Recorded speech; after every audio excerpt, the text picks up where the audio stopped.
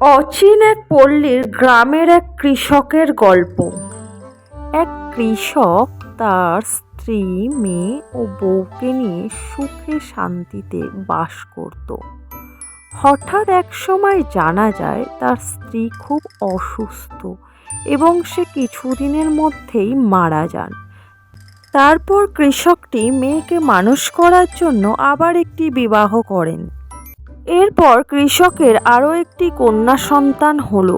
কৃষকের দ্বিতীয় স্ত্রী কামিনী নিজের সন্তান নিয়েই সারাক্ষণ ব্যস্ত থাকত। বড় মেয়ে ঝিমলি নিজের সন্তান না হয় সে ঝিমলিকে একদমই সহ্য করতে পারত না। তাকে নিয়ে প্রায়ই সংসারে অশান্তি চলত।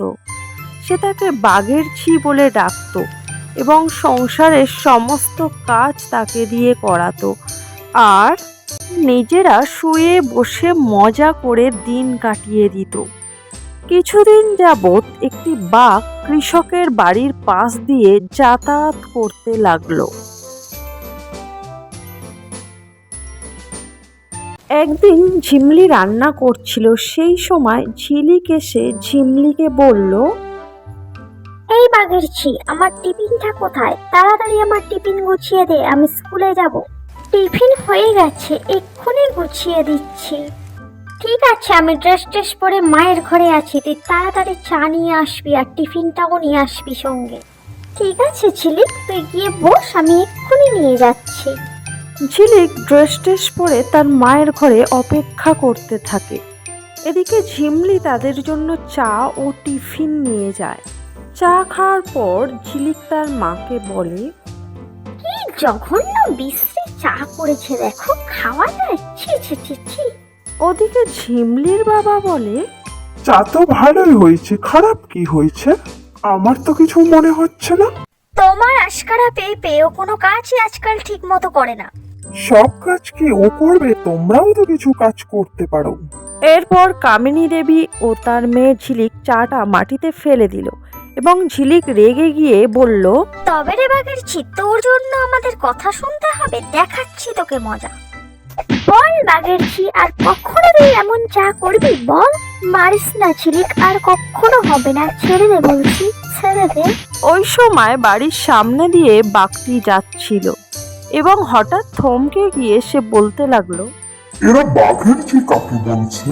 এখানে কি সত্যি কোনো আমার মেয়ে আছে, নাকি কোনো ভুলভাল শুনলাম? যাই, ভুলই শুনেছি মনে হয়। এই বলে বাঘটি সেখান থেকে চলে গেল।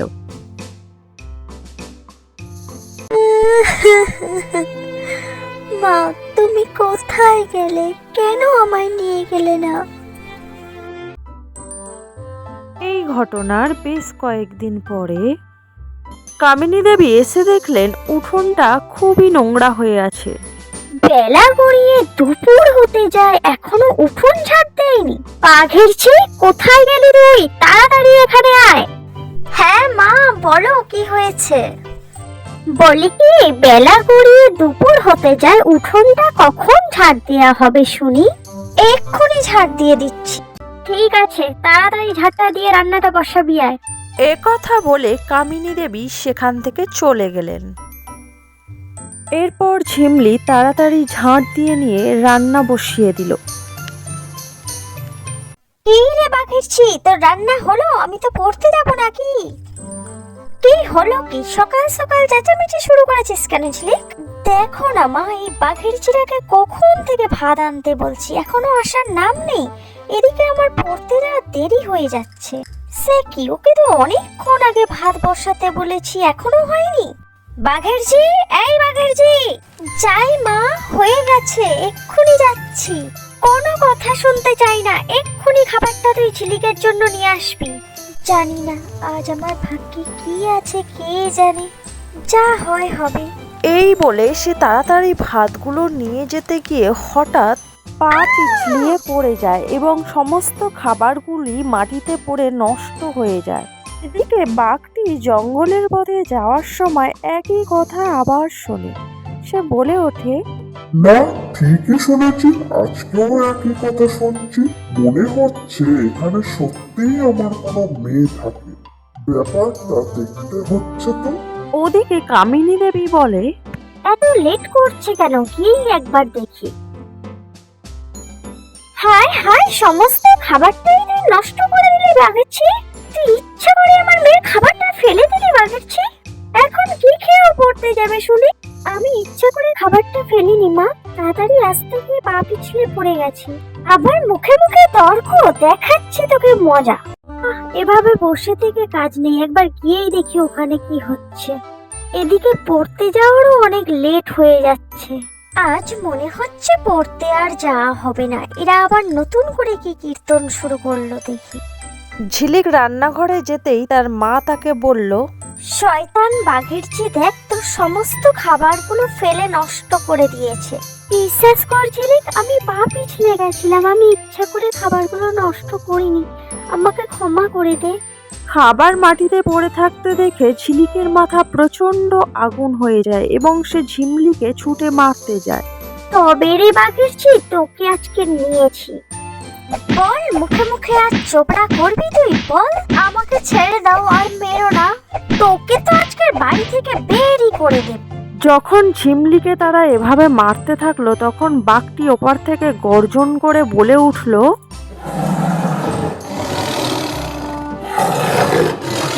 কে আমার মেয়েকে মারছিস? একবার সামনে আয়।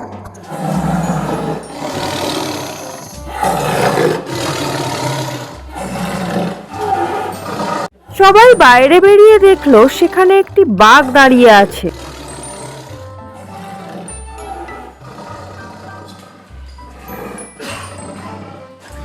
বাঘকে দেখে ভয়ে সবাই জড়সড় হয়ে গেল। ভয় পেয়েও কামিনী দেবী মনে মনে ভাবলেন, ভয় পেলে চলবে না, আমাকে বাঘ মশাইয়ের সঙ্গে কথা বলে দেখতে হবে। কি ব্যাপার বাঘ মশাই, আপনি এখানে?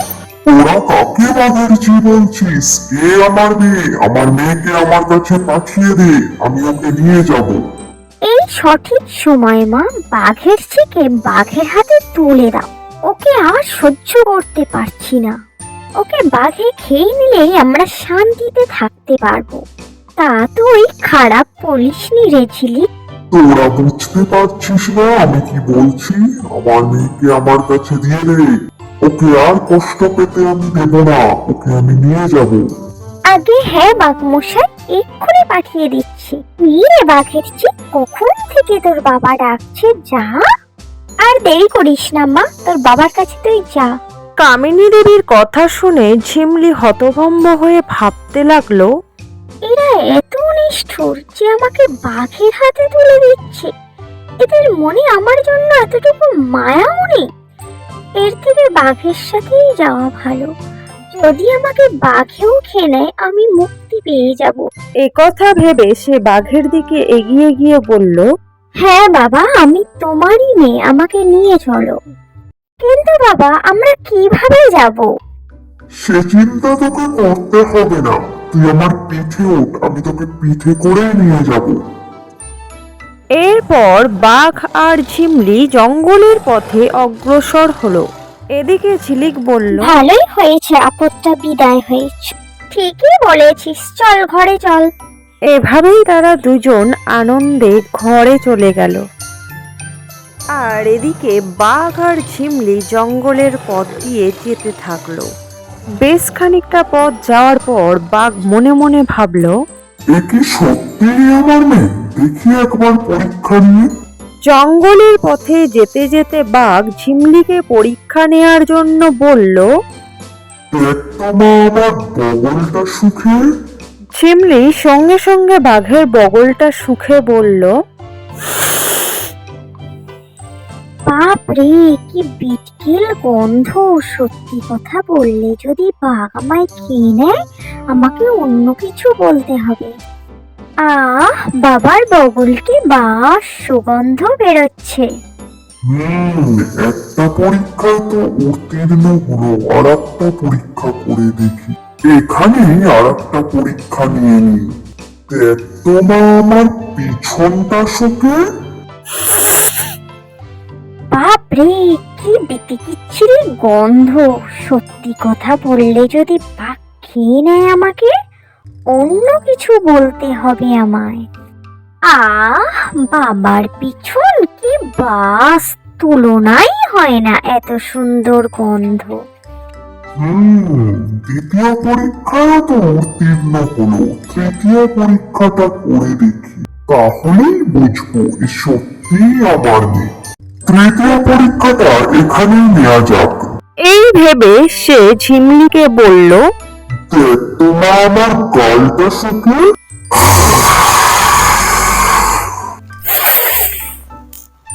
গো, কি বিটকিল গন্ধ! সত্যি কথা বললে যদি পাখি আমায় খেয়ে নেয়, আমাকে অন্য কিছু বলতে হবে।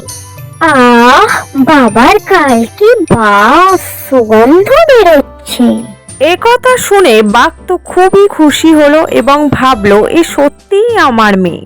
আর মা আমার পিঠে এসে বস, আমি যেখানে থাকি এবার তোকে সেখানেই নিয়ে যাবো। এবার বাঘ ঝিমলিকে পিঠে করে নিয়ে তার আস্তানায় নিয়ে চলল।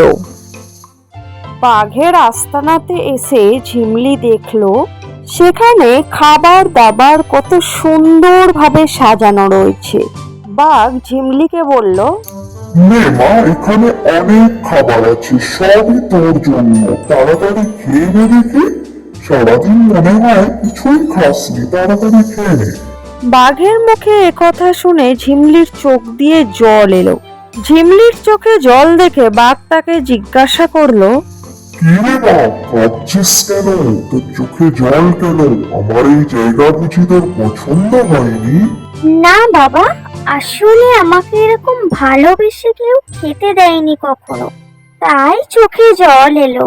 এরপর ঝিমলি তার সমস্ত দুঃখের কথা বাঘকে জানালো এবং শেষমেশ সে বাঘকে বলল, বাবা, তুমি আমাকে খেয়ে ফেলো, আমি আর এরকম জীবন রাখতে চাই না। একথা শুনে বাঘের মনে খুব দয়া হলো এবং সে ঝিমলিকে বলল, তুই তাড়াতাড়ি খেয়ে নে, তারপর আমি তোকে বাড়ি দিয়ে আসবো এখনই। না বাবা, আমি বাড়ি যেতে চাই না, আবার যদি মা আমাকে মারে।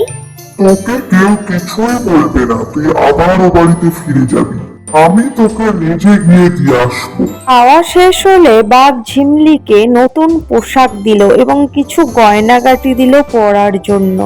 ঝিমলি নতুন পোশাক পরে বাঘের পিঠে করে আবার বাড়ির দিকে রওনা হলো। কথা বলতে বলতে তারা প্রায় বাড়িতেই পৌঁছে গেল। কৃষক আর কৃষকের বউ কথা বলছিল, এমন সময় বাঘটি গর্জন করে উঠল।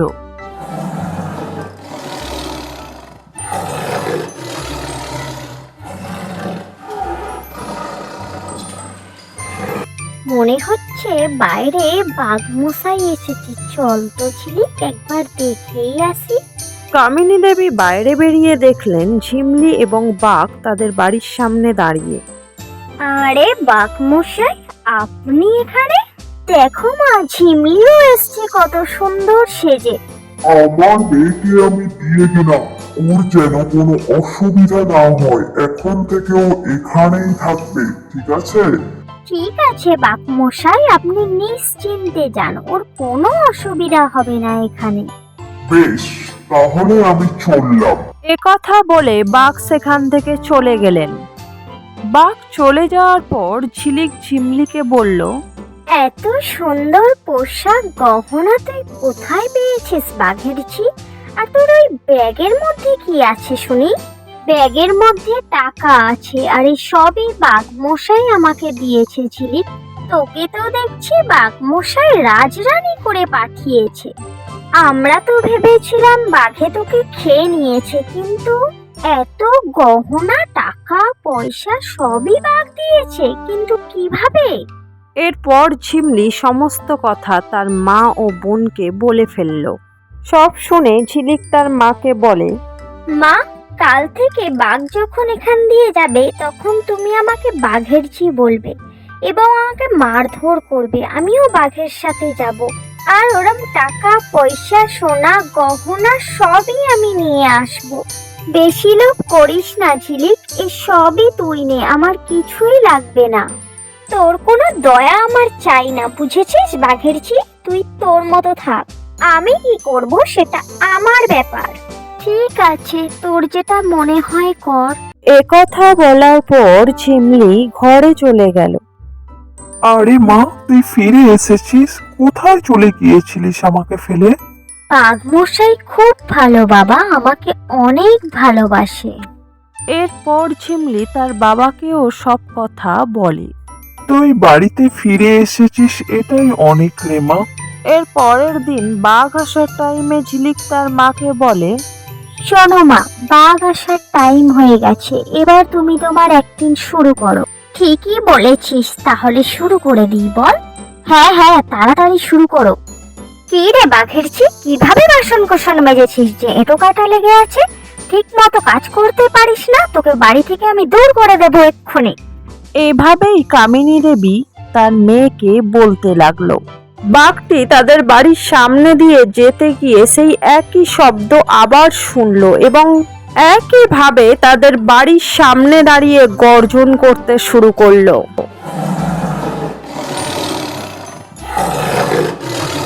মা, কাজ হয়েছে দেখছি, চলো বাইরে গিয়ে দেখি বাঘমশাই হাজির। ঠিকই বলেছিস, চল চল। কামিনী, এত লোভ ভালো না, তুমি মেয়েকে বাঘের হাতে তুলে দিচ্ছ। চুপ করে থাকো তুমি, কোনোদিন তো আমাদের ভালো কিছু দিতে পারোনি, আর বেশি বড় বড় কথা বলো না। চাস না বোন, লক্ষ্মীটি আমার, আমার কথাটা তুই শোন। তোকে বেশি জ্ঞান দিতে হবে না, সর সামনে থেকে, টাকা আর গহনা আমার চাই। একথা বলে তারা বাইরে চলে গেল। আরে বাঘমশাই, আপনি এখানে? তুই বাঘের ছি কাকে বলছিস? তুই ফের আমার মেয়ের ওপর অত্যাচার করছিস? আমি আপনার মেয়েকে কেন বকতে যাব? আমি তো আপনার দ্বিতীয় মেয়েকে বাঘের ছি বলছিলাম। আমার আবার দ্বিতীয় মেয়ে? মানে আরো একটি মেয়ে আছে? হ্যাঁ বাঘমশাই, আপনার দ্বিতীয় মেয়ে। আমার দ্বিতীয় মেয়ে কোথায় আছে দেখি একবার। ও তো আমার পাশেই দাঁড়িয়ে, দেখুন, এটাই আপনার দ্বিতীয় মেয়ে, নিয়ে যান না। ওই তাহলে পাঠিয়ে দে আমার মেয়েকে আমার কাছে। কি রে মা, দাঁড়িয়ে আছিস কেন? চা, তোর বাবা ডাকছে। হ্যাঁ বাবা, আমি তোমারই মেয়ে। এখানে মা আমাকে অনেক অত্যাচার করে, আমি থাকবো না, তোমার সাথেই যাব। আমাকে নিয়ে চলো বাবা তোমার সাথে। একথা বলার পর ঝিলিক বাঘের দিকে এগিয়ে গেল। এবার বাঘ ঝিলিককে পিঠে করে নিয়ে জঙ্গলের দিকে এগিয়ে চলল। বাঘ মনে মনে ভাবলো, এ সত্যি আমার মেয়েকে না একবার পরীক্ষা করে দেখে নিতে হবে। বাবা এখানে নামালে কেন? এটা কি তোমার বাড়ি? না না, এটা আমার বাড়ি হতে যাবে কেন? অনেকটা পথ হেঁটে এসেছি তো, একটু বিশ্রাম নিচ্ছি এখানে। তাই বুঝি বাবা, ঠিক আছে, বিশ্রামই নেওয়া যাক। ততক্ষণে তুই আমার দিকে সরে আয় তো, এসে আমার গালটা শুকে দেখ তো মা। হ্যাঁ বাবা, যাচ্ছি। মেয়ে গো, কি বিটকির গন্ধ, দান মাজো না নাকি? মনে হচ্ছে এ আমার মেয়ে নয়, আরো একটা পরীক্ষা করে দেখা যাক। দেখ তো মা আমার বগলটা শুকে। বাপরে, কি বিটিকিচ্ছিরি গন্ধ, সাবান মাখো না নাকি? আমাকে ঠকানো, এ আমার মেয়ে হতেই পারে না। যদি হতো তাহলে আমার গায়ের গন্ধ সহ্য করতে পারতো। তৃতীয় পরীক্ষাটা করে নেই, তারপর দেখাচ্ছি মজা। দেখ তো মা আমার পিছনটা শুকে। মা গো, কি পচা গন্ধ, তুমি আর বাপু আমায় কিছু শুকতে বলো না, আমি আর পারবো না। কথা শুনে বাঘ তো প্রচন্ড রেগে গিয়ে গর্জন করতে করতে বলল, তোরা মা আর মেয়ে মিলে আমাকে ঠকিয়েছিস, তবে রে তোকে আজকে আমি খেয়েই ফেলবো। আমি তোমাকে কিভাবে ঠকালাম বাবা? তুই যদি সত্যিই আমার মেয়ে হতিস, আমার গায়ের গন্ধ সহ্য করতে পারতিস। বিচ্ছিরি গন্ধ কখনোই বলতিস না। আমাকে খেও না, আমার ভুল হয়ে গেছে, আমাকে ক্ষমা করে দাও। আমাকে মায়ের কাছে দিয়ে এসো, আর কখনো মিথ্যে কথা বলবো না। আমার কাছে তোর কোনো ক্ষমা নেই। আমাকে ঠকানো, এর শাস্তি তোকে পেতেই হবে। একথা বলে বাঘ ঝিলিকের ওপর ঝাঁপিয়ে পড়ল। খেও না আমাকে, কে কোথায় আছো? বাঁচাও আমাকে, বাঁচাও। আহ! আহ! ঝিলিককে খেয়ে বাঘ গর্জন করতে করতে তার আস্তানার দিকে চলল এবং ঝিলিকের খণ্ডাংশ দেহ জঙ্গলে পড়ে রইল। এদিকে কৃষক তার স্ত্রীকে বলল, 3 দিন হয়ে গেল, মেয়েটার কোনো খোঁজ নেই, অথচ তুমি নিশ্চিন্তে বাড়িতে বসে আছো। আমার মেয়ের কোনো একটা বিপদ হয়েছে। বাঘের জি, তুই কি বাঘের আস্তানা চিনিস? আমাকে নিয়ে চল ওখানে। হ্যাঁ মা, আমি বাঘের আস্তানা চিনি, চলো আমার সাথে। তোমার লোভের কারণে মেয়েটার সাথে আজ কি হচ্ছে কে জানে। এরপর তারা বাড়ি থেকে বেরিয়ে ঝিলিকের খোঁজে জঙ্গলের পথে বেরিয়ে পড়ে। মেয়েটার কথা খুবই চিন্তা হচ্ছে, তোমাকে কত করে বললাম, তবুও তুমি শুনলে না, বাঘের সাথে মেয়েটাকে পাঠিয়ে দিলে। তারা জঙ্গলের মধ্যে দাঁড়িয়ে এদিক ওদিক দেখতে লাগলো। কামিনী, ওই তো ঝিলিকের কাপড় পরে আছে জঙ্গলে, সবাই তাড়াতাড়ি ওখানে চলো। মেয়ের রক্তমাখা কাপড় ও দেহখণ্ড দেখে কামিনী দেবী হতাশ হয়ে চোখের জল ফেলতে লাগলো। দেখো কামিনী, আজ তোমার লোভের কারণে মেয়েটাকে বাঘের হাতে প্রাণ হারাতে হলো। একসময় ঝিমলিকে মারার জন্য তুমি বাঘের হাতে তুলে দিয়েছিলে, আজ দেখো নিজের মেয়েকে লোভের কারণে সেই একই কাজ করলে, আর মেয়েটার প্রাণ গেল। না বাবা, মা ভালোর জন্যই আমাকে বাঘ মশাইয়ের সঙ্গে পাঠিয়েছিল। আর এখন এসব কথা থাক বাবা, মা অনেক কষ্টে আছে, মাকে সান্ত্বনা দেয়া দরকার। না, আজ আমাকে বলতে দে, তুই ও যে পাপ করেছে তোকে মারার পরিকল্পনা করে, তার শাস্তি ও আজ নিজেই পাচ্ছে।